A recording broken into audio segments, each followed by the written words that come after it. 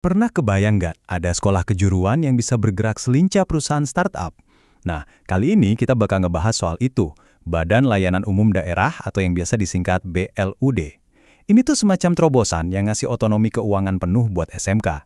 Yuk kita bongkar bareng-bareng prinsip dan cara kerjanya. Oke, jadi pertanyaan utamanya gini.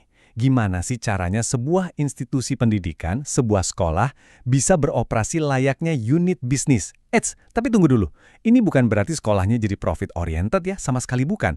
Tapi lebih ke gimana caranya sekolah bisa jadi lebih efisien, lebih mandiri, biar bisa ngasih layanan pendidikan yang paling top. Dan jawabannya ada di satu kata, BLUD. Inilah inovasi yang pada dasarnya ngasih, ibaratnya nih, kunci berangkas ke sekolah-sekolah kejuruan. Mereka dikasih kebebasan penuh buat mengelola keuangannya sendiri. Keren kan? Terus, apa sih SMK BLUD itu? Gampangnya gini, bayangin sebuah SMK yang punya bengkel. Bengkelnya itu nggak cuma buat praktek siswa, tapi juga buka servis motor buat umum. Nah, duit hasil servis itu nggak perlu di-store dulu ke kas daerah, tapi bisa langsung dipakai sama sekolah buat beli peralatan baru misalnya. Itulah inti BLUD, fleksibilitas keuangan buat ningkatin layanan, bukan buat cari untung semata. Ada satu analogi yang menurut saya pas banget nih. Kepala sekolah di SMK BLUD itu perannya berubah.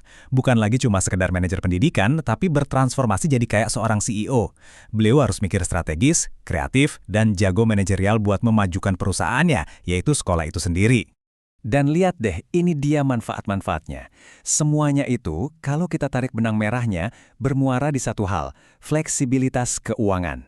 Begitu sekolah punya keleluasaan mengelola uangnya sendiri, dampaknya itu nyebar kemana-mana. Kualitas SDM bisa ditingkatkan, fasilitas jadi lebih bagus, dan ujung-ujungnya kualitas pembelajaran buat siswa juga meningkat. Kayak efek domino yang positif gitu. Tentu saja, otonomi yang besar itu datang dengan tanggung jawab yang besar juga dong.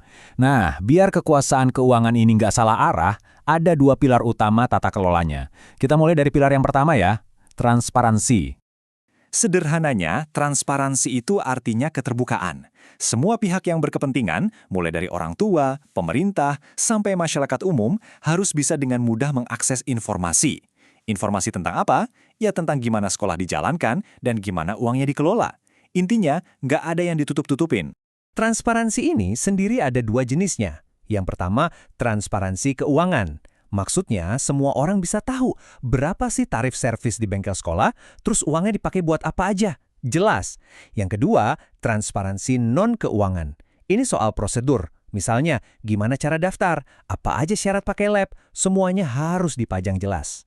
Dua-duanya ini penting banget buat ngebangun kepercayaan. Oke, setelah semuanya serba terbuka, langkah selanjutnya apa? Ya, tentu saja pertanggungjawaban. Dan ini membawa kita ke pilar kedua, akuntabilitas. Jadi, akuntabilitas itu artinya sekolah wajib bisa ngejelasin kinerjanya. Kalau ditanya, uang yang didapat kemarin dipakai buat apa aja, atau program yang dijalankan kemarin hasilnya gimana, mereka harus bisa jawab dengan data. Ini bukan sekedar laporan di atas kertas, tapi bukti nyata kalau sekolah itu amanah dan bisa dipercaya. Dan ternyata, ya, akuntabilitas itu nggak cuma ngomongin soal uang loh, ada 3 area utama yang harus dipertanggungjawabkan. Pertama, program. Apakah tujuan-tujuannya tercapai? Kedua, kegiatan. Apakah acaranya berjalan sesuai rencana? Dan yang ketiga tentu saja, keuangan. Apakah anggarannya dipakai dengan benar? Nah, untuk bukti akuntabilitas keuangan, wujudnya itu sangat konkret. Sekolah wajib bikin laporan-laporan standar akuntansi, kayak neraca, laporan arus kas, dan lain-lain. Ini bukan sekedar formalitas birokrasi loh. Anggap aja ini kayak rapor kesehatan finansial sekolah yang bisa dibaca dan dinilai oleh siapapun. Peta konsep ini nunjukin gimana semuanya saling terhubung. Coba lihat deh, di tengah itu ada prinsip dan tata kelola. Dari situ ada 2 cabang besar, transparansi dan akuntabilitas. Masing-masing cabang ini punya turunan yang lebih detail lagi. Ini membuktikan kalau keduanya itu benar-benar fondasi yang nggak bisa dipisahkan satu sama lain. Jadi setelah kita ngobrolin semua prinsip dan aturan ini, mungkin ada yang bertanya, terus apa dampak nyatanya buat sekolah? Kenapa ini semua jadi penting? Nah, sekarang kita lihat hasilnya di lapangan. Dampak nyata yang pertama, itu buat para pengajar. Dengan adanya otonomi keuangan, sekolah bisa loh menerapkan sistem remunerasi berbasis kinerja. Artinya, guru dan staf yang berprestasi, yang kinerjanya bagus, bisa dapat penghargaan yang lebih layak. Ini jelas jadi pemicu semangat dan ujung-ujungnya ningkatin kualitas pengajaran. Kedua, dan ini yang paling seru, dampaknya buat siswa. Model BLUD ini sangat mendukung konsep teaching factory. Jadi siswa itu belajar sambil memproduksi barang atau jasa yang beneran laku dijual di pasar. Pendapatan dari sini bisa langsung diputar lagi buat ngembangin fasilitas praktek. Jadi tercipta siklus pembelajaran yang relevan banget sama dunia industri. Dan yang terakhir, dampak yang paling kelihatan mata. Fleksibilitas anggaran ini memungkinkan sekolah buat lebih satset, lebih cepat dalam memperbaiki dan meningkatkan infrastruktur. Mulai dari bengkel, laboratorium, sampai fasilitas-fasilitas belajar lainnya. Lingkungan belajar pun jadi jauh lebih kondusif.